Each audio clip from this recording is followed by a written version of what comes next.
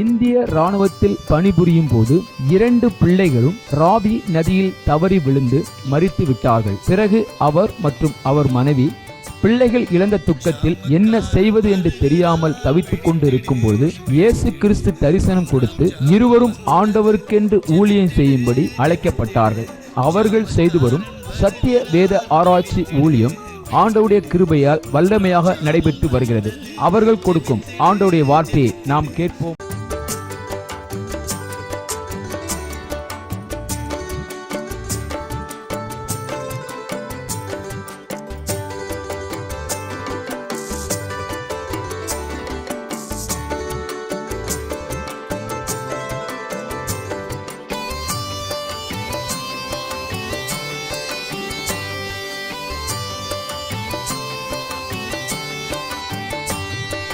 ஜாமக்காரன் வருகிறான், விழித்திடு விழித்திடு, 3ஆம் ஜாமம் வந்தது, ஜெபித்திடு ஜெபித்திடு. ஜாமக்காரன் வருகிறான், விழித்திடு விழித்திடு, 3ஆம் ஜாமம் வந்தது, ஜெபித்திடு ஜெபித்திடு. பரிசுத்த வசனத்தை தேடி நீயும் வாசி, படித்ததை மறவாமல் கருத்துடன் தியானி. பரிசுத்த வசனத்தை தேடி நீயும் வாசி, படித்ததை மறவாமல் கருத்துடன் தியானி. வார்த்தைகள் வல்லமையாய் ஞானமாய் பேசு, வாதைகள் வராது நம்பிக்கையே சாட்சி. வார்த்தைகள் வல்லமையாய் ஞானமாய் பேசு, வாதைகள் வராது நம்பிக்கையே சாட்சி. ஜாமக்காரன் வருகிறான், விழித்திடு விழித்திடு, 3ஆம் ஜாமம் வந்தது, ஜெபித்திடு ஜெபித்திடு.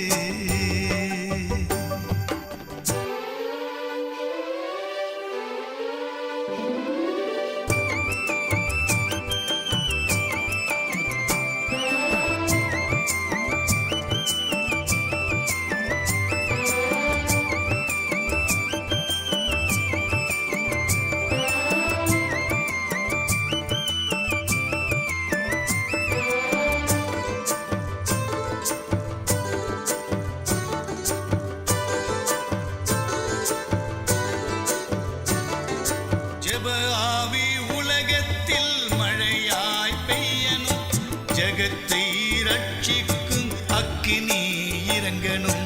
ஜெப ஆவி உலகத்தில் மழையாய் பெய்யணும், ஜகத்தை ரட்சிக்கும் அக்கினி இறங்கணும். ஜெபம் செய்யும் வீரர்கள் சபையில் எழும்பணும், ஜெயம் பெற்ற ஸ்திரீகளும் முழங்காலில் நிற்கணும். ஜெபம் செய்யும் வீரர்கள் சபையில் எழும்பணும், ஜெயம் பெற்ற ஸ்திரீகளும் முழங்காலில் நிற்கணும். ஜாமக்காரன் வருகிறான், விழித்திடு விழித்திடு, 3ஆம் ஜாமம் வந்தது, ஜெபித்திடு ஜெபித்திடு.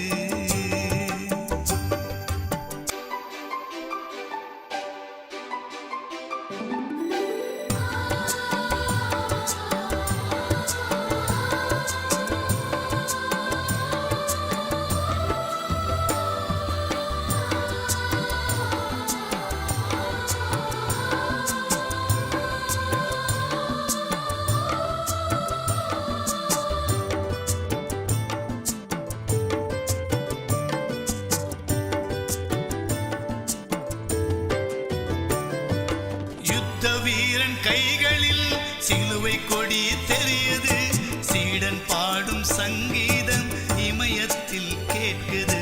யுத்த வீரன் கைகளில் சிலுவை கொடி தெரியுது, சீடன் பாடும் சங்கீதம் இமயத்தில் கேட்குது. சமாதான சுவிசேஷ பாதரட்சை அணிந்திடு, ஆவியின் பட்டயமே அணி அணியாய் புறப்படு. சமாதான சுவிசேஷ பாதரட்சை அணிந்திடு, ஆவியின் பட்டயமே அணி அணியாய் புறப்படு. ஜாமக்காரன் வருகிறான், விழித்திடு விழித்திடு, 3ஆம் ஜாமம் வந்தது, ஜெபித்திடு ஜெபித்திடு.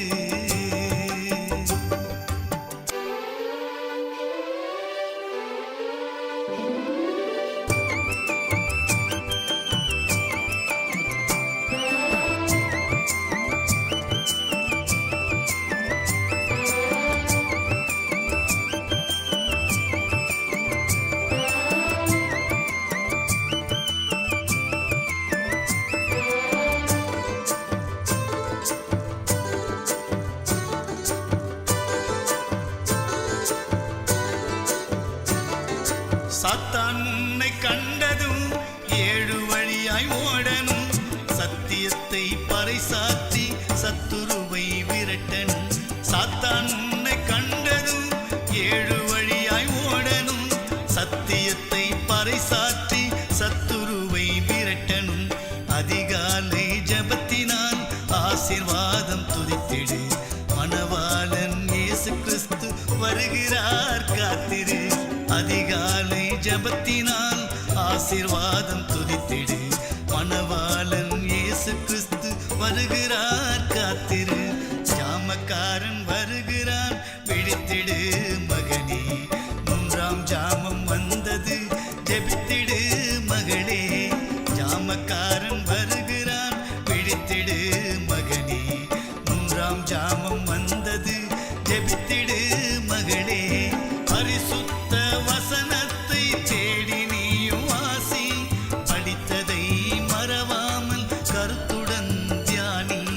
பரிசுத்த வசனத்தை தேடி நீயும் வாசி. படித்ததை மறவாமல் கருத்துடன் தியானி. வார்த்தைகள் வல்லமையாய் ஞானமாய் பேசு. வாதைகள் வராது, நம்பிக்கையே சாட்சி. வார்த்தைகள் வல்லமையாய் ஞானமாய் பேசு. வாதைகள் வராது, நம்பிக்கையே சாட்சி. ஜாமக்காரன் வருகிறான், விழித்திடு மகனே. 3ஆம் ஜாமம் வந்தது, ஜெபித்திடு மகளே. தேவன் இல்லாமல் நம்ம ஒன்றுமே செய்ய முடியாது. அல்லேலூயா. ஆனால் அவருடைய சித்தம் இருக்கிறது இந்த பட்டணத்துக்குள்ளே. அல்லேலூயா. இந்த ஊரில் வந்து சபையை ஸ்தாபிக்கணுன்றது ஆண்டவர் ஏற்கனவே பரலோகத்திலே தீர்மானம் வைத்திருக்கிறார். அவர் ஒரு நோக்கத்தை வைத்திருக்கிறார். அவர் திட்டத்தை தீர்மானம் எடுத்திருக்கிறார். அல்லேலூயா. ஏற்ற நேரங்களில் கர்த்தரதை அருமையான ஊழியக்காரை வைத்து இந்த பகுதியில் உங்களை வைத்து நம்ம கொண்டு வந்து கர்த்தர் இந்த இடத்துல சொல்ல வேண்டிய காரியங்களை சொல்லும்படியாக ஆண்டவர் எல்லாவற்றையும் ஆயத்து பண்ணிட்டார். அல்லேலூயா. இன்னும் ஒரு 2-3 வருஷத்துக்குள்ளேயே இந்த பட்டணத்தில் அநேக ஆத்துமாக்களை நாம் பார்க்க முடியும். ஏன்னா ஆண்டவருக்கு தான் இந்த இடத்துல எவ்வளோ ஆத்மா இந்த ஆலயத்துக்குள்ளே இருக்குது என்று யாருக்கு முதல் தெரியும்? அவருக்கு தெரியும். அல்லேலூயா. யாரெல்லாம் மனம் திரும்பி உள்ளே வருவாங்க, எப்படிலாம் வருவாங்க என்று எல்லாமே ஆண்டவர் என்ன பண்ணியிருக்கிறார்? முன்குறித்து வச்சிருக்கிறார். நம்ம செய்ய வேண்டிய நம்ம வேலையை நம்ம செய்து கொண்டே இருந்தால் கர்த்தர் என்ன பண்ணுவார்? புது புது ஆத்துமாக்களை ஆண்டவர் கொண்டு வந்து இந்த சபையை நிரப்புவார். அல்லேலூயா. அதனால தான் ஆண்டவரும் ஒரு பிளான் போட்டு வச்சுருப்பார். அந்த பிளானை ஆபிரகாம் எங்கேயோ ஆடு மேய்த்திருந்தார், எங்கேயோ அவர் மாடு மேய்த்திருந்தார்.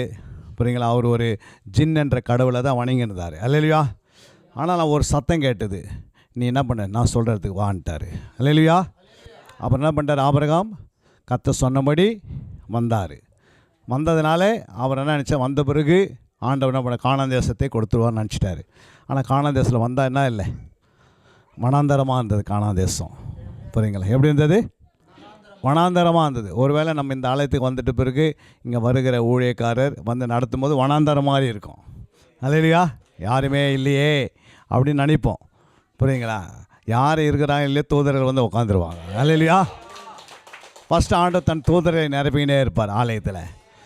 நம்ம அந்த விசுவாசத்தோடு நம்ம ஜெபம் பண்ணும்போது இந்த இடத்துல நிறைய பேர் இருக்கிறாங்கன்னு கண்களே ஆவிக்குரிய கண்ணாண்டு திறந்து காட்டுவார். இது நிரம்பி இருக்கும். இந்த சபை வந்து ஒரு விசாலமாக பல மடங்கு இதை உயர்த்துற மாதிரி காட்டுவார். அல்லேலூயா. அப்போ எங்கே இருக்கிற ஆத்மாலாம் தானாக என்ன பண்ணுவார்? ஆண்டு கொண்டு வருவார். ஆண்டவர் சொன்னார், நீ கானான் தேசத்துக்கு போக சொன்னால் அவர் எங்கே போயிட்டார்?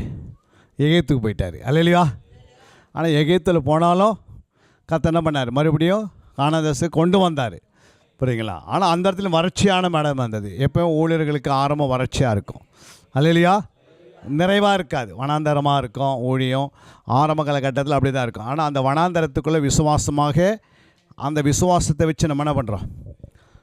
ஜெபிக்கணும். அல்லேலூயா. இங்கே வந்து முழங்கால் படிட்டு ஜெபம் பண்ணும்போது பரலோகம் திறக்கிறது. ஏற்ற நேரங்கள் வரும்போது கர்த்தர் என்ன பண்ணுவார்? இந்த பட்டணத்தில் மக்களை விடுவிக்கும்படி ஆண்டவர் என்ன பண்ணுவார்? ஒன்று ஒன்றா கொண்டு வருவார். ஒரு பெரிய அற்புதத்தை செய்வார். அந்த ஒரு அற்புதத்து மூலமாக பல ஆத்மா அந்த சபையை விட்டு ஓடியாரும். அவங்க குடும்பத்திலேருந்து ஓடி வருவாங்க.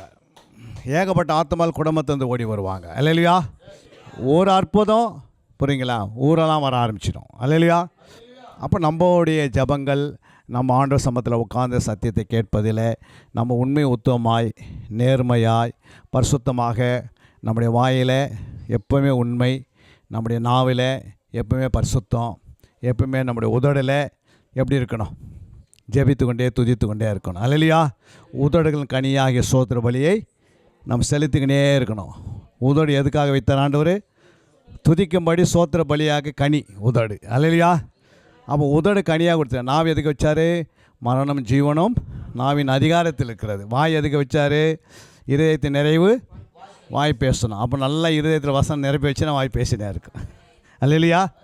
அப்போ இந்த 3 மெட்டீரியல் தான் நம்மகிட்ட கொடுத்துருக்கிறாரு. 1 நாவு, 2 வாய், உதடு. இது தவிர ஏதோ ஒரு மனுஷன் யாருன்னு பார்த்துலாம் சொல்ல முடியுமா?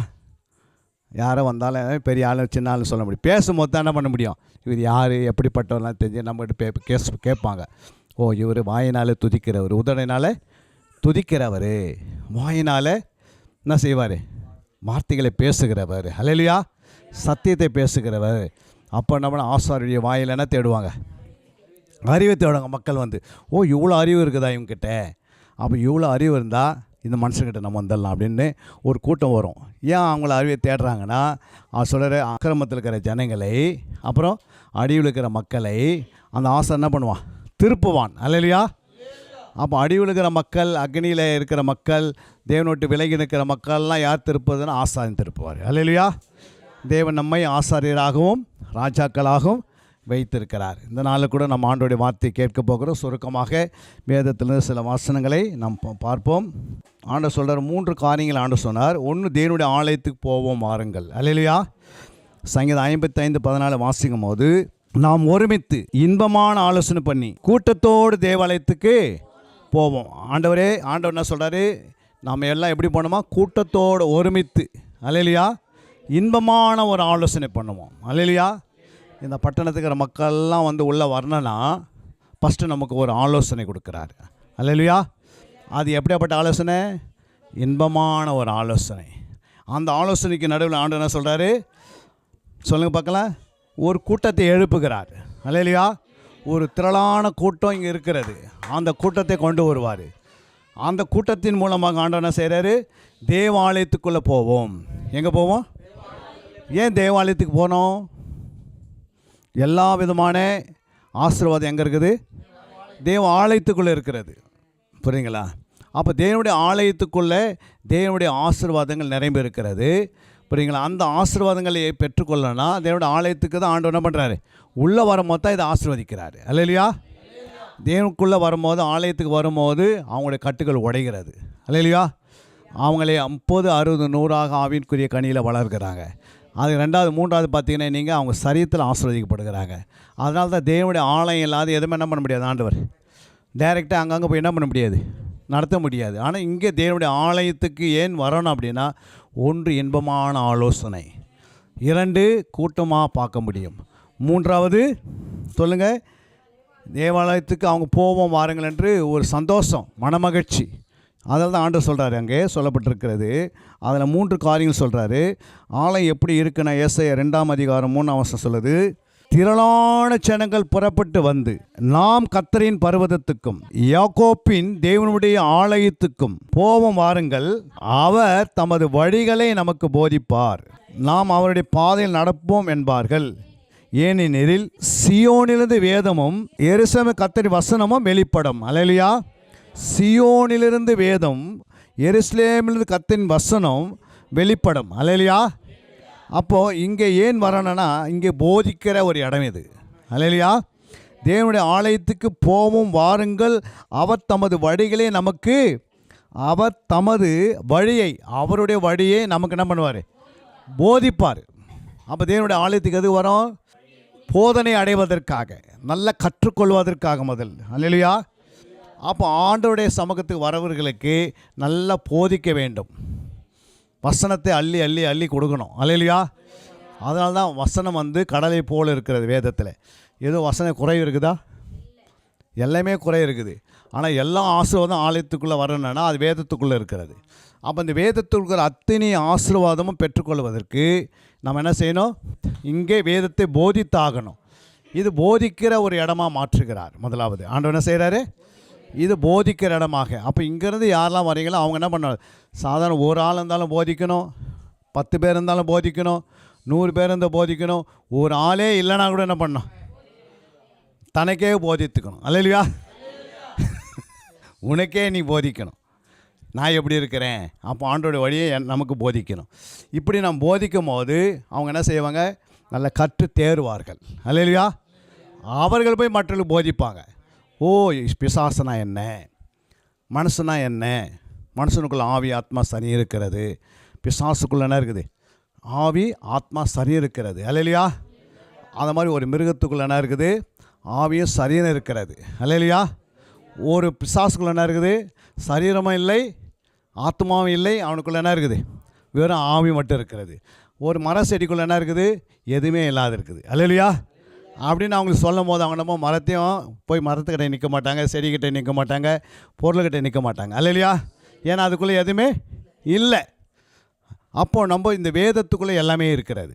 பிதா எப்படிப்பட்டவர், குமாரன் எப்படிப்பட்டவர், ஆவியானவர் எப்படிப்பட்டவர், தூதர்கள் எப்படிப்பட்டவர்கள், தூதரில் என்னென்ன தூதர்கள் இருக்கிறாங்க, அவங்க எப்படி தலைமை போஸ்ட்டில் இருக்கிறாங்க, ஆசாரம் கூடனா என்ன, ஆலயனா என்ன, அல்லையா?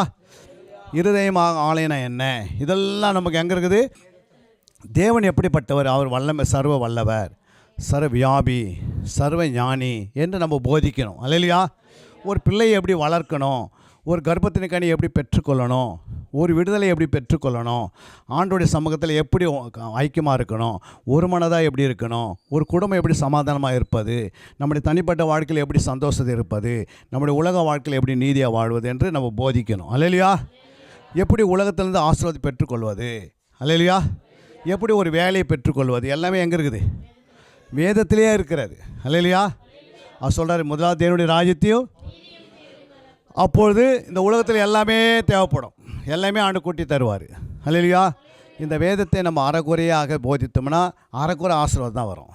இது முழுமையாக போதிக்கணும். ஏன் அப்படின்னா முழு வேதம் ஒரு ஆவி ஆத்மா சரீரத்தை தான் எழுதி வச்சார். அல்லையா? ஏதோ ஒரு மனம் திரும்ப வேண்டும், உலகெல்லாம் இருக்கிற புலி சிங்கலாம் மனம் திரும்பி சபைக்கு வரணும்னு எழுதினார் இல்லை. அப்போது முழு மனுஷனுக்குள்ளே இருக்கிற ஆவி ஆத்மா சரீரம் ஒரு ஆலயத்தில் கற்றுக்கொள்ள வேண்டியதை கற்றுக்கொள்ளணும். அல்லையா? அதான் ஆண்டவர் சொல்கிற இரண்டாவது ஒரு வசனம் தாங்க. நீங்கள் வாசிக்கும் போது அங்கே சொல்கிற பாருங்கள், ஏசாயா 51:4, என் ஜனங்களே எனக்கு செவி கொடுங்கள், என் ஜாதியாரே என் வாக்கை கவனிங்கள், வேதம் என்னிலிருந்து வெளிப்படும், என் பிரமாணத்தை ஜனங்கள் வெளிச்சமாக ஸ்தாபிப்பேன். என்ன செய்வாரா? என் பிரமாணத்தை ஜனங்களுக்கு வெளிச்சமாக கொண்டு வருவேன். அப்போது மனுஷனை அவருடைய வசனத்தை கேட்க அவங்க எப்படி இருப்பாங்க?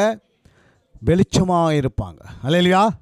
உங்கள் முகத்தில் ஒரு வெளிச்சம் இருக்கும், உங்கள் இருதயத்தில் பிரகாசிப்பீங்க, உங்களுடைய நடையில் தீபம் இருக்கும், உங்கள் தலைமையில் ஒரு தீபத்தை வைப்பார், உங்கள் இருதயத்தில் தீபம் பற்றி எரிஞ்சினே இருக்கும். நீங்கள் எப்பவுமே வெளிச்சத்தின் பிள்ளைங்களாக இருப்பீங்க. பாவம் உங்களை மேற்கொள்ள முடியாது. அதுக்கு தான் இந்த இடம் எதுக்கு? போதிக்கிற இடம். தேவனுடைய ஆலயம் எதுக்கு அப்படின்னு ஆண்டு நாம் சொல்ல தீர்க்க தரிசனமாக ஆண்டு எழுதினார். புரியுங்களா? தேவனுடைய ஆலயம் எதற்காகனா டான்ஸ் ஆடுறதுக்கு இல்லை. புரியுதுங்களா? அப்புறம் தேவனுடைய ஆலயம் எதுக்கு இல்லை? தேவையில்லாத காரியம் பேசுவதுக்காக இல்லை. அல்லையா? ஏன்னா இங்கே தேவன் உலாவுகிறார், தேவன் அசைவாடுகிறார், அவர் இந்த இடத்துல இருக்கிறதே நாம் அறிகிறோம்.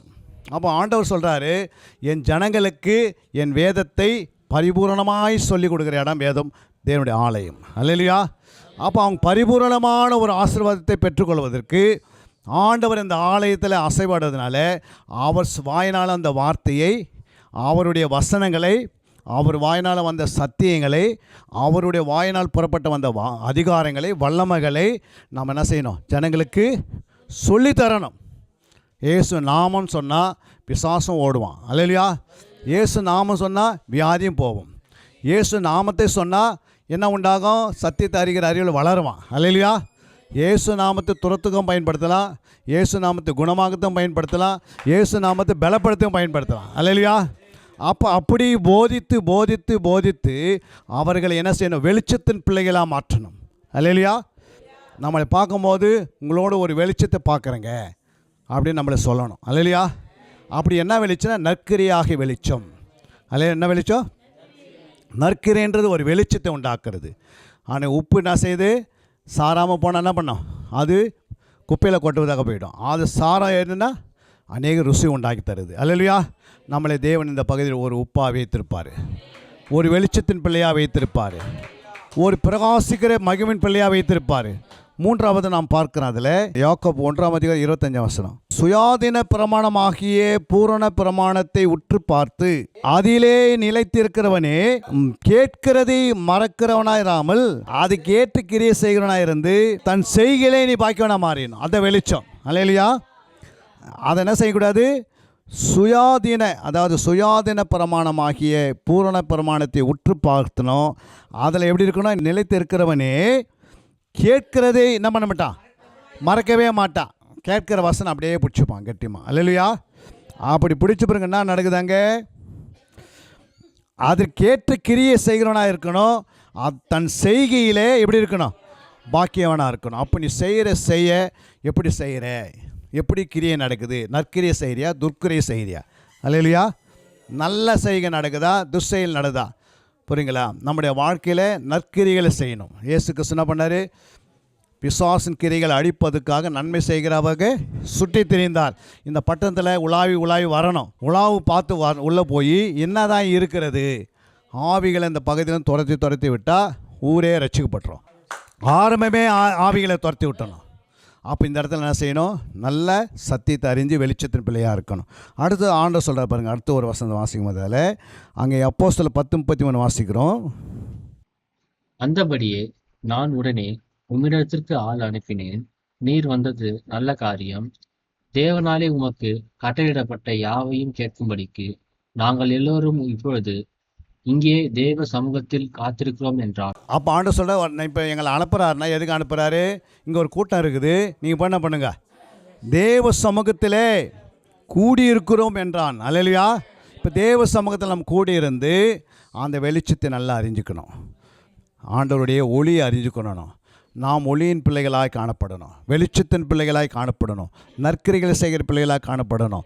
ஆண்டவரே, நம்முடைய தனிப்பட்ட வாழ்க்கையில் நற்கிரியை இருக்குதா? நம்முடைய குடும்பத்தில் நற்கிரியை இருக்குதா? நம்முடைய பொதுவான வாழ்க்கையில் நற்கிரியை இருக்கிறதா? நம்ம வாயின் வார்த்தைகள் எப்படி இருக்குது? உதடின் பேச்சு எப்படி இருக்கிறது? நாவின் சொல்லி எப்படி இருக்குதுன்னு நாம என்ன செய்துக்கணும்? ஆராய்ந்து பார்க்கணும். அல்லேலூயா. இதுதான் நம்பர் 1. ஃபஸ்ட்டு என்ன சொன்னேன் நான்?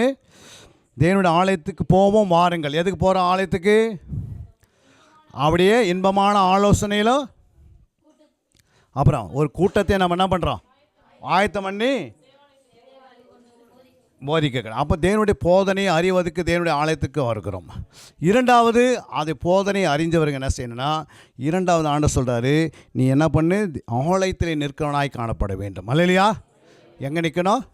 தேவனுடைய ஆலயத்தில். எப்படி நிற்கிறாங்க பாருங்கள். தேவனுடைய ஆலயத்தில் சங்கீதம் 134:1 இதோ ராக்காலங்களில் கர்த்தருடைய ஆலயத்தில் நிற்கும் கர்த்தரின் ஊழியக்காரரே, நீங்கள் எல்லோரும் கர்த்தரை ஸ்தோத்திரியுங்கள். இப்போ ராக்காலங்கள் வந்து என்ன பண்ண? இந்த இடத்துல இந்த சபையில், இந்த சபைக்கென்று ஆண்டவர் என்ன பண்ணார்? எவ்வளோ நம்ம லிஸ்ட்டு போட்டு இந்த இடத்துல வந்து கட்டி நிறைவேற்றுவதற்கு எவ்வளோ தியாகமாய் தேவனுடைய பிள்ளைகள் கொடுத்து தாங்கி உதவி செய்தோம். அல்லேலூயா.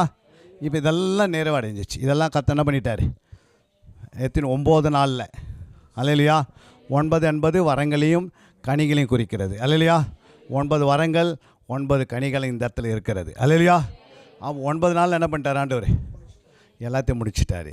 இப்போப்பா என்ன பண்ணணும்? இங்கே ஆலயத்தில் நிற்கக்கூடிய தேவ ஊழியக்காரர் நம்மளாம் என்ன செய்யணும்? நைட்டில் வந்து பதம் பார்க்கணும். என்ன பார்க்கணும்?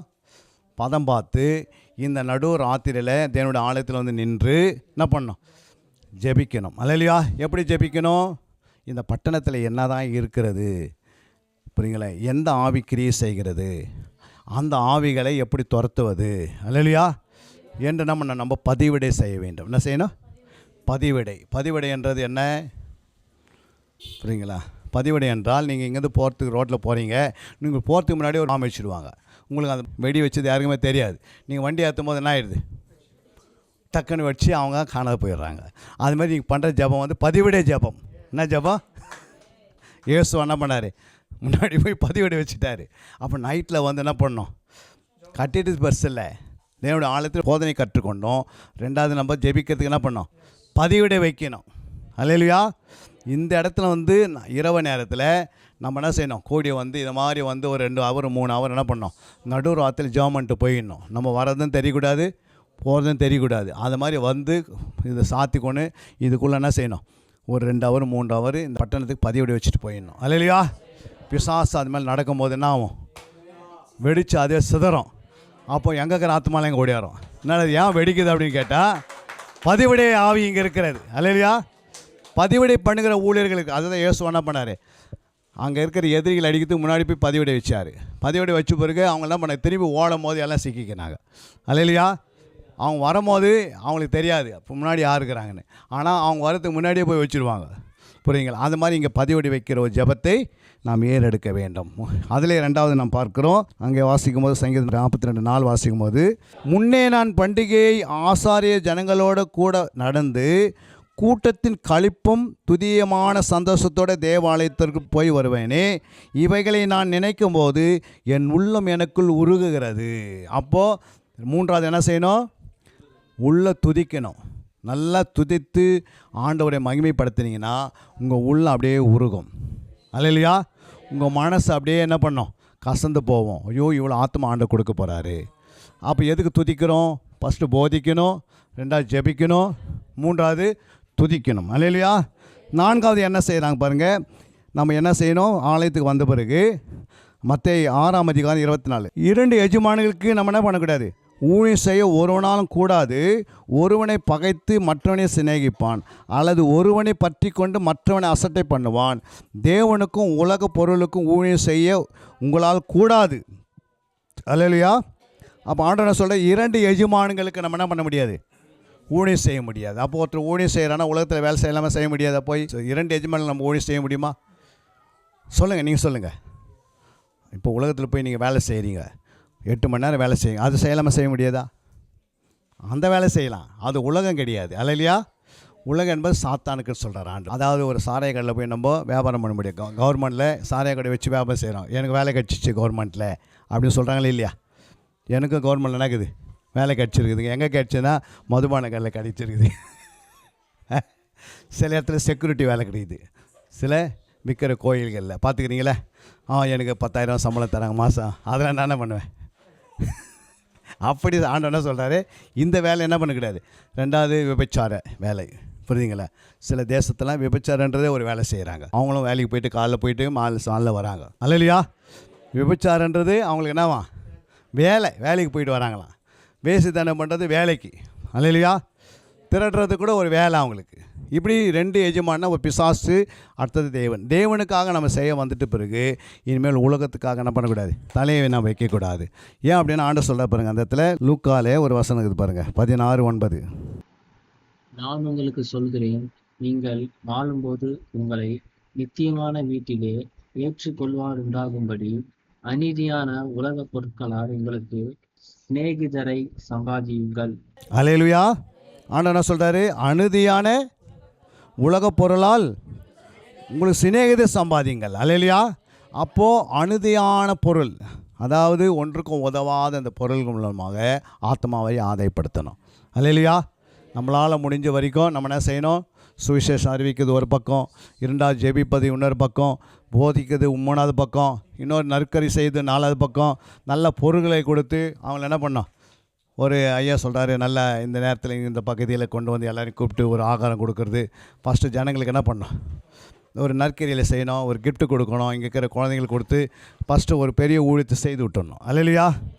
அப்போ ஜனங்க என்னென்னா சொல்லிப்பாங்க, அவங்க என்னென்னா சொல்லிக்கலாம், சொல்லாமல் இருக்கலாம். ஒரு மெடிக்கல் பார்க்குறது, இந்த வில்லேஜில் வந்து ஒரு ஃபஸ்ட் எய்ட் பார்க்குற மாதிரி. அல்லையா? கொஞ்சம் பிபி பார்த்து அவங்களுக்கு ஒரு சுகர் மாத்திரை கொடுத்து, இதெல்லாம் நிறைய கிறிஸ்தவங்க வச்சுக்கின்னு சுற்றின்னு இருக்கிறாங்க. அல்லையா? யார் செய்வானு, நம்ம டாக்டரில் பிடிச்சி என்ன பண்ணிக்கணும், கொண்டு வந்து இந்த ஏரியாவில் ஃப்ரீயாக பண்ணுறலாம். அல்லையா?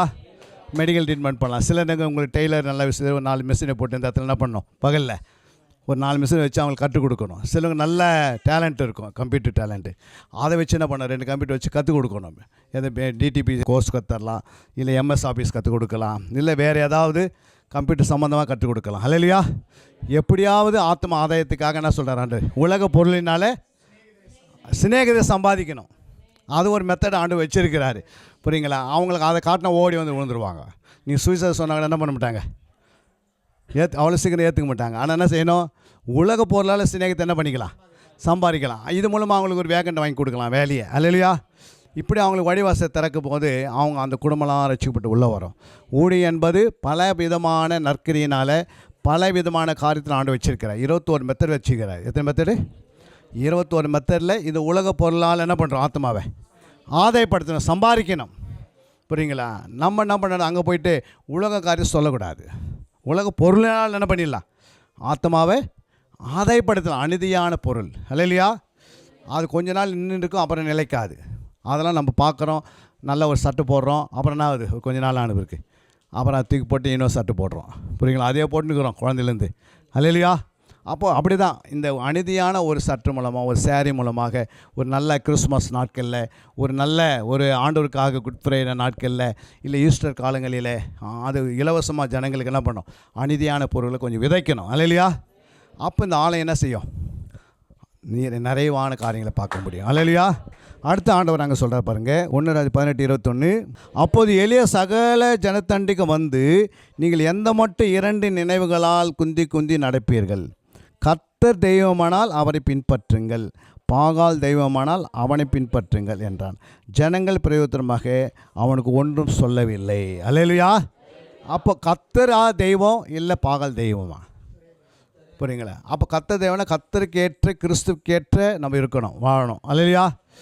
அப்போ நம்ம ஒரே வாயினால் 2 வார்த்தை பேச முடியும். புரியுங்களா? அந்த அதை அங்கேயும் போய்க்கலாம் இங்கேயும் போய்க்கலாங்க, அது ஒன்றும் இல்லை, நீங்கள் வந்துடுங்க அப்படின்னுவோம். அவங்க என்ன பண்ணுவாங்க, ஆரம்பத்தில் சொன்ன வார்த்தை பிடிச்சிப்பாங்க. புரியுங்க? நம்ம என்ன சொன்னோமோ அதை என்ன பண்ணுவாங்க, நீங்கள் அதுக்கும் போய்க்கலாம் இதுக்கும் வந்துக்கலாம், அதனால் இங்கே நடக்குதோ வந்துருங்க, அங்கே நடந்தால் நீங்கள் போய்ங்க, ஆனால் என்ன பண்ணுங்கள் நம்ம இழுத்துக்கலாம் அப்படின்னு நம்ம ஏதாவது மெத்தட் போட்டு பேசுவோம் இல்லையா. ஆனால் அப்படி கிடையாது. ஆண்டவர் என்ன சொல்கிறாருன்னா, கர்த்தர் தான் தெய்வங்க, அவர் தான் நித்திய ஜீவன், அவர் தான் நித்திய ஜீவன், அவர் தான் நித்தியத்தை கொண்டு போகிறவர். அப்போ அவரை சார்ந்து நம்ம சொல்லணும் அல்லையா. அப்போ எது இருந்தாலும் அவங்களுக்கு வெளிப்படையாக நீங்கள் சொல்லிட்டீங்கன்னா அது ஒரு நாள் மறைக்கப்படாது அல்லையா. ஏன்னா எப்போயுமே பார்த்தீங்கன்னா ரட்சிக்கப்படாத மக்களுக்கு முன்னாடி நிறைய இடத்துல நம்ம பார்க்குறோம். அவங்க என்ன சொல்லுவாங்கன்னா, நீ ஆண்டவர் ஏற்றுக்கொண்ட பிறகு உனக்கு ஒரு மெத்தை கட்டி கொடுத்துருவார், ஒரு பெரிய பில்டிங் கட்டி கொடுத்துருவார், இல்லை ஒரு கார் கொடுத்துருவார், இல்லை உன்னை வந்து பெரிய ஆளாக மாற்றிடுவார் அப்படின்னு நம்ம சொல்லிவிடுவோம். ஆனால் அவங்க ஆலயத்துக்கு வரும்போதே எப்படி வருவாங்க, அந்த பில்டிங் சொன்ன பாரு அதை தான் நினச்சிருப்பாங்க மனசில். 5 வருஷம் பார்ப்பாங்க, அந்த பில்டிங் அவங்க கட்ட முடியல. என்ன சொல்லுவாங்க, இது மாதிரி ஐயா வந்து அந்த ஊரில் என்ன சொன்னார், பில்டிங் கட்டிடுவீங்க, கார் வாங்கிடுவேன், இது வரைக்கும் என்னால் சைக்கிளை வாங்க முடியாது உட்காந்துக்கிறேன் அல்லையா. அப்போ ஒரு கூட்டம் என்ன பண்ணோம், நம்ம எதை சொல்லுகிறோமோ அதை பிடிச்சிருப்பாங்க. அதனால தான் எலியா வந்து தெளிவாக பேசுகிறாரு, கர்த்தர் தெய்வம்னா என்ன பண்ணுங்க, கர்த்தர் பக்கம் வா, கர்த்தர் எல்லாத்தையும் செய்வார், அவர் பார்த்துக்கொள்ள, நீ அவர் பிள்ளையாக மாறிட்டு அவர் எல்லாமே பண்ணுவார்.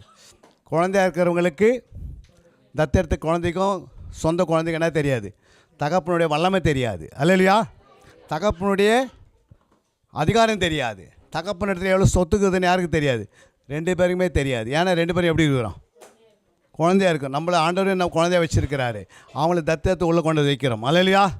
நம்ம வளர வளர பூரண புருஷனாக மாறும்போது குழந்தைக்குள்ள நம்ம என்ன பண்ணிடுறோம், ஒழித்துடுறோம் அல்லையா. அப்போ குழந்தைக்குரிய காரியங்களே நம்ம குழந்தையாகவே இருக்க முடியாது. எப்படி குழந்தை வளர்கிறதோ வளர வளர யார் புரிஞ்சிக்குது, அப்பாவை புரிஞ்சிக்குது, தகப்பனை புரிஞ்சிக்குது அல்லையா, தாயை புரிஞ்சிக்குது, வீட்டில் இருக்கிறவங்க எல்லாம் புரிஞ்சிக்குது. வீட்டில் அப்பா என்ன சொத்து வச்சுக்கிறாருன்னு கொஞ்சம் கொஞ்சமாக என்ன பண்ணுது, இவ்வளோ சொத்துக்குதுன்னு தெரிஞ்சிடுது. அப்புறம் பையன் என்ன பண்ணுவான், அப்பா இவ்வளோ சொத்து சேர்த்து வச்சு அதை அனுபவித்து கரெக்டாக நமக்கு இருக்கிற வயசில் நம்ம என்ன பண்ணிடலாம், அனுபவித்து கரெக்டாக சேர்த்து வச்சுட்டாரு, நம்ம என்ன பண்ணலாம், அமைதியாக தூங்கியிருந்தாவோட பரவாயில்லை அல்லையா. ஏன்னா அந்த பையனுக்கு என்ன பண்ணுது, வளர வளர தெரியுது. ஆனால் தேவன் எப்படிப்பட்டவர்னு நம்ம சத்தியத்தை அறியும் போது தான் தெரியும் அல்லையா. தேவன் யார், எப்படிப்பட்டவர், அவர் என்ன செய்வார், அவரால் ஆகாத காரியம் என்ன, எல்லாமே ஆகும், ஆகாது ஒன்றுமே இல்லை. இன்றைக்கி நம்ம இங்கே கூட்டம் ஒரு சிறு கூட்டமாக இருந்தாலும் நம்மை கர்த்தர் கவனிச்சுனே இருக்கிறாரு அல்லையா. நம்ம நடைகளை கவனிக்கிறாரு, நம்முடைய உடைகளை கவனிக்கிறாரு, நம்ம பேச்சை கவனிக்கிறாரு, இங்கே ஆவியான அசைவாடி கொண்டிருக்கிறாரு, நம்ம அதில் பேசி கொண்டிருக்கிறாரு, நம்முடைய எல்லா தேவைகளும் ஆவி என்ன பண்ணுறாரு, சந்திக்கிறாரு அல்லையா. அதனால் ஆண்டவனா சொல்கிறாருன்னா, இந்த வசனத்தின்படி நம்ம என்ன பண்ணோம், கர்த்தரே தெய்வம் என்று கரெக்டாக நிற்கணும் அல்லையா.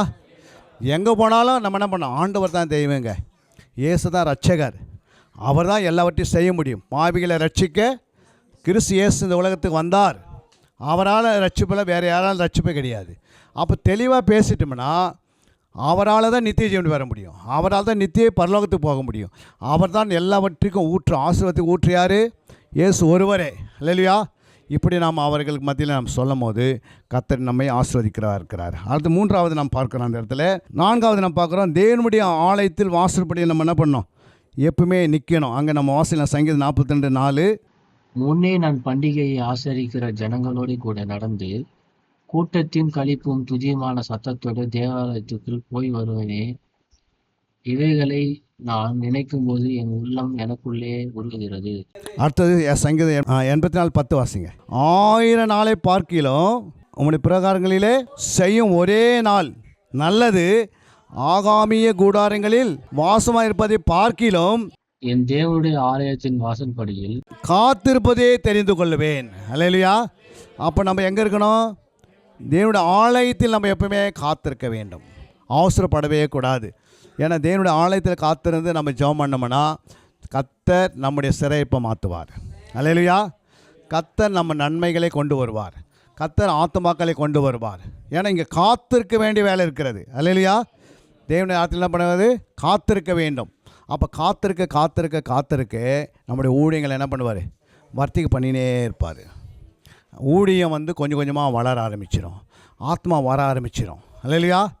ஆனால் இங்கே வருகிறவர்களுக்கு முதல் என்ன செய்யணும்? போதிக்கணும், நல்ல ஆலோசனை கொடுக்கணும்.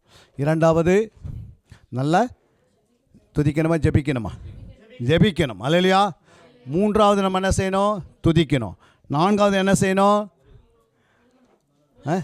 உள்ளம் இல்லை, நான்காவது ஒரு பாயிண்ட் கொடுத்தோம்ல லாஸ்ட்டில், இப்போ வாஸ்தமே 2 எஜமானிகளுக்கு என்ன பண்ண முடியாது? ஊழியம் செய்ய முடியாது. அல்லேலூயா. ஒன்று தெய்வமானால் கர்த்தர் தெய்வம்னு சொல்லணும், புரியுங்களா? அப்போ யாருக்கு முதல் இடம் கொடுக்கணும்? கர்த்தருக்கு முதல் இடம் கொடுக்கணும். அப்போது அடுத்தது ஆண்டவர் சொல்கிறார், இப்போது நமக்கு என்ன சொல்கிறார்? 1000 நாட்களை பார்க்கிலும் கர்த்தருடைய பிரகாரங்களிலே தங்கியிருப்பதே ஒரு நாள் நல்லது. அல்லேலூயா. அப்போது இந்த இடத்துல நம்ம உட்காரும் போது அவருடைய வாசலில் காத்திருப்போம். அன்றைக்கி மரியாதை என்ன பண்ணாங்க? தேவ சமூகத்தை காத்திருந்தாங்க, புரியுங்களா? மார்த்தால் என்ன பண்ண முடியல? அவசரப்பட்டாங்க. அல்லேலூயா. அப்போ தேவனுடைய சமூகத்தில் மரியாதை காத்திருக்கும் போது மரியாதை கர்த்தர் என்ன பண்ணார்? நல்ல பங்குன்னு சொன்னார். அல்லேலூயா. அன்று பவுல் கமாலின் பாதத்தை காத்திருந்தார். அல்லேலூயா. பவுல் கமாலின் பாதத்தில் காத்திருக்கும் போது பவுல் என்ன மாறிட்டார்? என்னை பின்பற்றி வாங்கன்னு சொல்கிறாரு. அல்லேலூயா.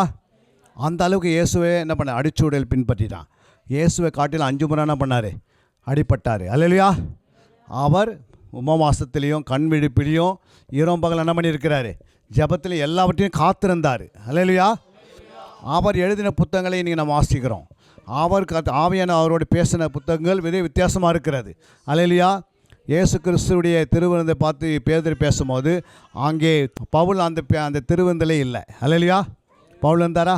ஆனால் பவுல் எப்படி எழுதுகிறார் கொரிந்தியர் சபைக்கு? திருவிருந்து எப்படி எடுக்கணும், எப்படி அதை எதுக்கு டச் பண்ணணும், எப்படி தொடணும் என்று தெளிவுபடுத்துகிறாரு. அல்லேலூயா. இப்படி நிறைய காரியங்களை குறித்து பவுல் என்ன பண்ணிட்டார்? எழுதியிருக்கு. ஏன் அப்படின்னா கமாலின் பாதத்தில் உட்காந்து என்ன பண்ணினார்? படித்தார். கமாலின்னா என்ன? கமாலின் பாதனை எப்படின்னா அவர் எந்த ஸ்கூலுக்கும் போகல. அல்லேலூயா. எந்த இடத்துக்கும் போகாமையே, புரியுங்களா? டீச்சரே வாத்தியாரே ஹெட்மாஸ்டர் எங்கே வருவாங்க? வீட்டுக்கே வந்துடுவாங்க, புரியுங்களா? அவர் கற்றுக் கொடுப்பாங்க உட்காந்துன்னு. இன்றைக்கி நிறைய பெரிய பெரிய பணக்காரர் என்ன பண்ணுறாங்க? டீச்சர் வாத்தியாரெலாம் எங்கே வராங்க? வீட்டுக்கு வந்து கற்றுட்டு போவாங்க. அல்லேலூயா. அவங்க எங்கே போக மாட்டாங்க. நம்மக்கிட்டையும் கோடி கணக்கில் இருந்தால் நம்ம என்ன பண்ணுறோம்? எல்லாம் கூப்பிடுவா, நான் கொஞ்சம் கற்றுக்கிறேன், இது கற்றுக்கிறேன், அது கற்றுன்னு நம்ம என்ன பண்ணுறோம்? அது மாதிரி ஆண்டவர் என்ன பண்ணார்? பவுல் கமாலின் பாதத்தில் உட்காந்து கற்றுக்கினார். இயேசு கிறிஸ்து ஆசாரின் பாதத்தில் உட்காந்துருந்தார். அல்லேலூயா. நம்மளும் தேவ பாதத்தில் உட்காந்து வாசற்படியில் காத்திருக்கிற நேரத்தில் காத்திருந்தால் தான் கர்த்தர் உயர்த்துவார். அல்லேலூயா. எதுவுமே நம்ம அவசரப்படக்கூடாது. ஐயோ நமக்கு என்ன பண்ணல, இந்த நேரத்தில் ஊழியம் வளரலையே, ஏன் ஊழியம் வளரல, நம்ம தேவையில் சந்திக்கப்படலை, இவ்வளோ ஜெபிக்கிறோமே, இவ்வளோ நம்ம துதிக்கிறோமே, இவ்வளோ ஓடி ஓடி உழைக்கிறோமே, எதுவும் நடக்க மாட்டேன் நம்ம நினைப்போம். அல்லேலூயா. ஆனால் நம்ம காத்திருக்க நேரத்தில் காத்திருக்க வேண்டும். அல்லேலூயா. அப்போது தேவன் நம்முடைய இருதயத்தினுடைய தேவைகளை அவரே சந்திப்பார். நம்முடைய தேவைகள் என்னென்னு அவருக்கு தெரியும். ஒன்றும் குறையாது. ஒரு நாளும் என்ன பண்ணாது ஆண்டவர் நமக்கு இல்லைன்னு சொல்லவே மாட்டார். அல்லேலூயா. நம்முடைய ஆலயத்தை நிரப்பி பல ஆலயங்களை கட்டுவதற்கு இன்றைக்கி 16வது ஆலயமாக 16 அது இன்னும் 104 ஆலயம் இருக்கிறது. மொத்தம் 120 பேர் உட்காந்துருந்தாங்க. அல்லையா? அந்த 120 பேருக்கு 120 சபையை ஸ்தாபிக்கப்படும். அது கர்த்தர் ஸ்தாபிப்பார். ஆவியான பேசுகிறாரு. அவர் என்ன பண்ணுவார்? நம்ம உருவாக கர்த்தர் என்ன பண்ணுவார்? டீச்சர் உருவாக ஸ்கூலில் அங்கங்கே ஆரம்பம் பண்ணிடுறாங்க. டீச்சரே உருவாகலைன்னா எங்கேயுமே ஸ்கூல் கிடையாது. அது மாதிரி தேவனுடைய பிள்ளைகள் உருவாகாத ஆண்டு எங்கேயுமே ஆலயத்தை ஸ்தாபிக்கிறது இல்லை. நம்ம எவ்வளோ உருவாகிறீங்களோ அவ்வளோ வேகமாக சபை என்ன பண்ணோம்? கண்ணுக்கு தெரியாதே ஆண்டவர் நிறையா கொடுப்பார். நம்ம பார்த்தது இப்போ கொஞ்சம்தான், இனிமேல் பார்க்க வேண்டியது நிறையா இருக்குது. புரியுங்களா? இங்கே மட்டும் ஆலயம் இல்லை, காஷ்மீரில் ஆலயம் ஆரம்பமாகும், பீகாரில் ஆரம்பிக்கும், உத்தரப்பிரதேசத்தில் ஆரம்பிப்பார், ஒரிசாவில் ஆரம்பிப்பார். இங்கே தான் மிஷினரிகள் போவாங்க. அதெல்லாம் கர்த்தர் செய்வார். ஏன்னா பெரிய மாஸ்டர் பிளானு. ஒருவேளை தமிழ்நாட்டில் நம்ம வந்து குறுகிய ஆலயத்தை கட்டியிருந்தாலும் வட மாநிலத்தை அதிக ஆலயத்தை கட்ட வைப்பார். அப்படி ஒரு வாய்ப்பு ஆண்டை கொடுப்பார். என்ன நம்ம தமிழ்நாட்டிலே சுற்றி நிற்கிறோமே, ஆண்டு உலகமெல்லாம் போக சொன்னார். அப்போ ஆண்டு சொன்ன மாதிரி என்ன பண்ணுவோம்? நம்ம பிள்ளைகள், உங்கள் உங்கள் பிள்ளைங்க திடீர்னு வளர்ந்து வரும்போது அவங்க ஊழியத்துக்காக நீ ஜெபம் பண்ணும்போது இந்த பிள்ளை என்ன பண்ணோம்? 120 சபையை போய் கட்டும். அல்லையா? எத்தனை? ஆமாம், அதுவும் வந்து எங்கே கட்டும்? வட மாநிலங்களுக்கு போய் கட்டும். நீங்கள் பாருங்கள், வட மாநிலம் போய் பாருங்கள். நான் போய் வட மாநிலம் எல்லா இடத்தையும் சுற்றி பார்த்துட்டு வந்தோம். பங்களாதேஷ் பார்டருக்கு போயிட்டு வந்தோம். அங்கே போய் ஞானஸ்தானம் கொடுத்துட்டு வந்தோம். நைட்டு 9 மணிக்கு போய் நதியில் இறங்கி என்ன பண்ணுறோம்? அதில் அந்த நதி மேலே நடக்கும்போது எப்படி இருக்குன்னா அப்படியே விழுந்துருவோம் டக்குன்னு. ஆனால் அது மேலே 2 வீலரே ஓட்டுன்னு போயின்னுக்கிறாங்க. அல்லையா? ஆடுது அப்படியே. நாங்கள் நடக்கதே கஷ்டப்பட்டோம், அவங்க 2 வீலரே ஓட்டின்னு போயின்னுக்கிறாங்க மேலே. அப்போ யோசித்து பாருங்கள். அப்படி அங்கெல்லாம் வந்து என்ன பண்ண, நம்ம மாரி பிரிட்ஜெலாம் பார்க்க முடியாது, பார்டர்லாம். அப்படி ஆண்டவர் கொண்டு போவார், பல மாநிலங்களுக்கு கொண்டு போவார். பல இடங்களில் துபாயில் போய் என்ன பண்ணுவோம்?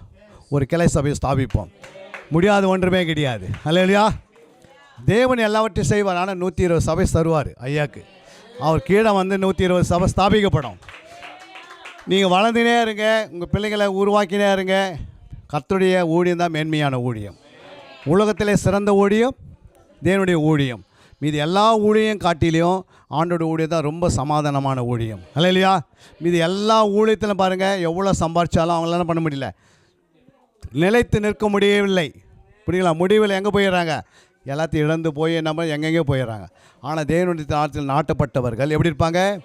செழித்து இருப்பார்கள், என்றென்றைக்கு செழித்து வாழ்வார்கள். அல்லேலூயா. இன்றைக்கி ஆண்டவர் நமக்கு 5 காரியங்களை பேசியிருக்கிறார். நம்பர் 1 எதை பேசினார்? தேவனுடைய ஆலயத்துக்கு போவோம் வாருங்கள், அவருடைய வசனத்தை போதிக்கிற இடம் எது. 2வது என்ன இடம்? ஜெபிக்கிறோம், கர்த்தருடைய ஆலயத்திலே நிலை நின்று என்ன பண்ணோம்? ராக்காலில் நிற்கிறோம் வந்து. புரியுங்களா? ஐயா 4 காலில் ஊழியர்கள் எப்போ நிற்பாங்க? மந்தைக்கெல்லாம் தூங்கின்னு இருக்கும். ஆனால் மேய்ப்பருக்கு வந்து என்ன பண்ணுறாரு ஆண்டவர்? இது மாதிரி இயேசு பிறக்கிறான்னு சொல்கிறாங்க. தூதர்கள் வந்திருக்கு, யாருக்கு சொல்லிட்டு போயிட்டாங்க? மந்தைக்கு சொன்னாரா மேய்ப்பருக்கு சொன்னாரா? மேய்ப்பெல்லாம் மந்தைக்கு தூங்கின்னு கிடக்குது. அல்லையா? நம்மளாம் மேய்ப்பராக இருக்கனால மேய்ப்பருக்கு சொல்லுவார், இந்த மாதிரி திரளான மக்கள் இங்கே இருக்கிறாங்க, போயிட்டு பாரு அப்படின்வார். அப்போ நைட்டு ஊழி நிறைவேறிடும். நடு ராத்திரியில் சவுலம் பவுல் என்ன பண்ணுறாங்க? பவுலும் சீலம் ஜெபம் பண்ணுறாங்க. நடு ராத்திரியில் ஞானஸ்தானம் நிறைவேறுது. இங்கே ஜெபிக்கும் போதே நடு ராத்திரியில் நிறைய பேர் தொட்டி கட்டி என்ன பண்ண போகிறோம்? தொட்டி கட்டுற மாதிரி பெரிய டேங்கை தூக்கின்னு உள்ளே வச்சுட்டு அவங்கள நைட்டு முடிஞ்சிடும். கர்த்தர் அதெல்லாம் செய்வார். இனி வரப்போகிற காட்கள் ஆண்டு பின்மாறி மழை என்ன பண்ண போகிறாரு? மேலே ஆலயத்து மேலே ஊற்ற போகிறாரு. யாருடைய இருதயத்தில் வசனம் நிரம்பி இருக்குதோ அவங்களுக்கு அதிகமான ஆவியை ஊற்றுவார். வசனமே இல்லாதவங்க மேலே ஊற்றுவாரா? பாத்திரத்தில் என்ன இருக்கணும்? சுத்தமாக இருந்தால் தான். வசனம் இருக்குது, அது பரிசுத்தம். வசனம் என்னது? பரிசுத்தம். வசனம் என்னவா இருக்குது? சத்தியமாக இருக்கிறது. வசனம் நம்முடைய இருதயத்தில் இருந்தால் என்னவா இருக்கும்? ஜீவ ஊற்றாக இருக்கிறது. அங்கே தான் ஆவியை என்ன பண்ணுவார்? தன் ஆவியை ஊற்றுவார். வசனம் இல்லாத இருதயத்தில் ஆண்டு ஊற்றவே மாட்டார். ஏன்னா இயேசு மேலே வசனத்தினால தான் நிறைவான அபிஷேகம் உடனே பெற்றுக்கினார். அப்போஸ்தலர் சீசர் மேலே நிறைவான வசனம் 3 வருஷம் கேட்டு அவங்க நிலைத்திருந்ததுனால ஆவியனை ஊற்றினார்.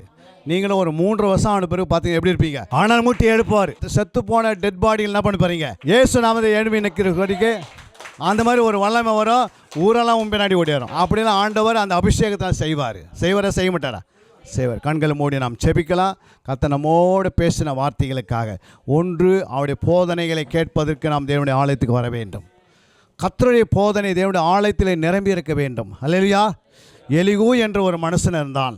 அவனுடைய இருதயத்திலே தேவனுடைய வார்த்தை நிரம்பி இருந்தபடியினால் அவன் பேசும்போது மிக ஞானத்தோடும் நிதானத்தோடும் புத்தியோடும் பேசினான். அல்லேலூயா. அப்போ ஆண்டோடைய வார்த்தை உன் இருதயத்தில் நிரம்பி இருக்கிற மகளே மகனே, ஆண்டவர் சொல்கிறார் இன்று நம்மோடு பேசுகிறார். அந்த ஆவியானவர் மிகுதியான அபிஷேகத்தை உனக்கு கொடுப்பார். அந்த அபிஷேகம் உன்னை ஜெபத்திலையும் சத்தியத்தில் நடத்தும். இரண்டாவதாக ஆண்டவர் சொல்கிறார், தேவனுடைய ஆலயத்திலே நாம் நிற்கிற ஊழியக்காரனாக இருக்கணும். ராக்காலங்களில் நிற்கணும், பதிவிடை செய்யணும். நம்ம பதிவிடை பண்ணி ஆத்துமாக்களை ஆதாயப்படுத்தணும். உள்ள பிசாசு உள்ள நுழையாதபடிக்கு நடு ராத்திரியில் வந்து இப்படி ஜெபம் பண்ணவனா போதும். அந்த ஜெபம் பிசாசை என்ன பண்ண எல்லை விட்டு துரத்தும். அல்லேலூயா. ஜெபனாவே ஃபஸ்ட்டு அவனுக்கு எரியும்.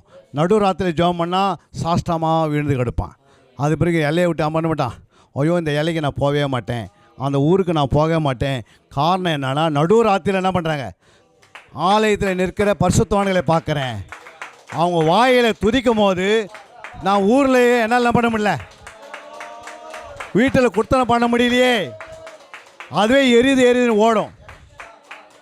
மூன்றாவது, நீங்கள் உதடுகள் கனியாக நாவில் நல்லா உதடில் துதித்து ஆண்டவருடைய நாமத்தை மகிமைப்படுத்தணும். ஏன்னா துதிக்கிற இடம் இது. ஹல்லேலூயா. நல்ல ஆண்டவரை துதிக்க துதிக்க துதிக்க. நான்காவது என்ன செய்யணும், நம்ம 2 எஜமானுக்கு என்ன பண்ணக்கூடாது, ஊழியம் செய்யக்கூடாது. நம்ம ஒரே தேவன் தான் நமக்கு. ஹல்லேலூயா. ஆண்டவராக இயேசுக்கு ஒருவரே கர்த்தர். அவரே நாடி போதிக்கணும், அவரே நம்பி இருக்கணும், அவருக்கே உயிரை கொடுக்கணும், அவருக்கே ஜீவனை கொடுக்கணும், அவரிலே நிலைத்து இருக்கணும். என்ன வந்தாலும் அவர் தான் எனக்கு. எப்படிப்பட்ட போராட்டம் வந்தாலும் கர்த்தர் நம்மோடு கூட இருப்பார். எப்படிப்பட்ட பலவீனம் வந்தாலும் கர்த்தர் நம்மோடு இருப்பார். புரியுங்களா? மரணமே சந்தித்தாலும் அவர் விட்டு நம்ம என்ன பண்ண விலகக்கூடாது. அல்லேலூயா. உலகத்தில் உடைய காரியங்கள் நம்ம விட்டுட்டு வந்துட்டோம், மறுபடியும் அதில் போய் டச் ஆகிடக்கூடாது, அதுக்கு அடிமையாகிடக்கூடாது, அந்த அடிமைத்தனத்துக்குள்ளே போயிடக்கூடாது.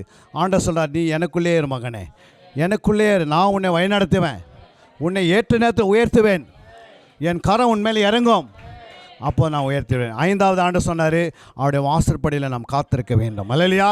பொறுமையோடு காத்திருக்க வேண்டும், ஜபத்தில் காத்திருக்க வேண்டும், துதியில் காத்திருக்க வேண்டும், வேத வாசிவில் காத்திருக்கணும், தியானத்தில் காத்திருக்க வேண்டும். இந்த இந்த பட்டணத்துக்காக ஜெபிக்க வேண்டும், தேசத்துக்காக ஜெபிக்க வேண்டும். இன்னும் சந்திக்கப்படாத 104 இடம் இருக்கிறது. அல்லேலூயா. அந்த 104 இடத்தை கர்த்தர் என்ன பண்ணுவார், நமக்கு ஒவ்வொன்றா காட்டுவார். அங்கங்கே அவர்களை எழுப்பி விடுவார். அல்லேலூயா. இந்த டிஸ்ட்ரிக்ட், இந்த மாவட்டத்தில் நமக்கு எத்தனை சபை கொடுப்பான்னு தெரியாது, ஆனால் 120 ஆண்டு கொடுப்பார் ஃபுல்லாக சேர்த்து. ஆனால் முழு இந்தியாவில் சுற்றுவீங்க, பல நாடுகள்லையும் போய்ட்டு ஒரு சபை ஸ்தாபிக்கப்படும். கர்த்தர் எல்லாத்தையும் நிறைவேற்றுகிறவர். அவர் சொல்கிறார், நீங்கள் உலகம் எங்கும் போங்க. அல்லேலூயா. அவர் சொல்கிறார், பிதா குமாரன் பரிசுத்த ஆவியினாலே ஞானஸ்நானம் பெற்றவர்கள் சீசர் ஆகப்பட்டு என்ன பண்ணோம், சகல இடத்துலையும் போய் நம்ம உபதேசிக்கணும். அல்லேலூயா. அவருடைய வார்த்தையை சொல்லணும். நான் உலகத்தின் முடிவு வரைந்த வரைக்கும் எங்கே இருப்பேன், உங்களோடு கூடவே இருப்பேன். ஆண்டவரே, இந்த நாளிலே இந்த ஆலயத்தை பிரதிஷ்டை பண்ணும்படியாக இங்கே வந்தோம். ஆண்டவரே, நீர் எங்களோடு பேசினீர். ஆண்டவரே, கர்த்தர் தாமே நீர் எங்களோடு இருக்கிறபடியினால் இந்த ஆலயத்தில் நாட்டப்பட்டவர்களாக பச்சையான ஒளிய மரத்தை போல நாங்கள் செழித்தோங்க. ஆண்டவர், நீ உதவி செய்யும்படியாக ஆண்டவர், நாளுக்கு நாள் உங்களுடைய பிள்ளைகள் விருத்தடிய இந்த பட்டணத்தில் அநேக மக்கள் மனம் திரும்பி ரட்சிக்கப்பட்டு சபையில் சேர்க்கப்பட, ஆண்டவர் அப்போஸ்தலர் 2:47 சொல்கிறது, ரட்சிக்கப்படுகிற கர்த்தர் அனுதின சபையில் சேர்த்து கொண்டு வந்தார். கர்த்தர் நிச்சயமாகவே நீ சேர்க்க போகிறதுக்காய் ஸ்தோத்திரம் அப்பா. உங்களுடைய நாம மகிமைப்படட்டும். இதற்காய் கொடுத்தவர்கள், தாங்கினவர்கள், உதவி செய்தவர்கள், கையின் கிரிகளில் செய்த திடப்படுத்தினவர்கள் எல்லாரையும் நீ ஆசீர்வதித்து இதனுடைய பிரதிபலனை மறுபடியும் இரட்டிப்பான நீ முடிசூட்டி நீ வழிநடத்தும்படியாக செபிக்கிறேன். அடுத்து நாங்கள் ஆண்டவரே 17வது சபையை ஸ்தாபிக்க போகிறோம். அந்த 17வது சபையை நீ ஸ்தாபித்து கொடுக்க போகிறீர். நீர் எந்த இடத்துல வைத்திருக்கிறதை உங்களுடைய தரிசனம், நம்முடைய ஊழியக்காரருக்கு தரிசனத்தை வெளிப்படுத்துவீராக, தரிசனத்தை வெளிப்படுத்தி காட்டுவீராக. ஆண்டவரே, ஆவியான பேசுவீராக. ரபாலா ஷகாலா தாரா தீனேகா ரபாலாபா. கர்த்தருடைய ஆவியானவர் கிரியை செய்க, நம்முடைய நாம மட்டும் மகிமைப்படுவதாக. இந்த நாளில் அடியானை கொண்டு வந்து நிறுத்தியதற்காக ஆண்டவரே, அற்ப பிரயோஜனம் அல்ல ஊழியக்காரன், பேச வேண்டியது பரிசுத்த ஆவியானவர். நீ சபைக்கு பேசியிருக்கிறீர், உம்முடைய நாமத்தை மகிமைப்படுத்தியிருக்கிறீர். நீர் பெருகணும், நாங்கள் செருகணும். எல்லா துதி கன மகிமை உமக்கு ஒரு கேர் இருக்கும். இயேசு நாமத்தின் நல்ல பிதாவே. அன்பிற்குரியவர்களே, சத்திய வேத ஆராய்ச்சி வித்யாசாலை தரிசன ஊழியம் 1. வடமாநிலத்தில் 300 திருச்சபைகளை உருவாக்குதல். 2. மாதம் ஒரு முறை எழுப்புதல் உருவாக்கும் எழுப்புதல் கூட்டம். 3.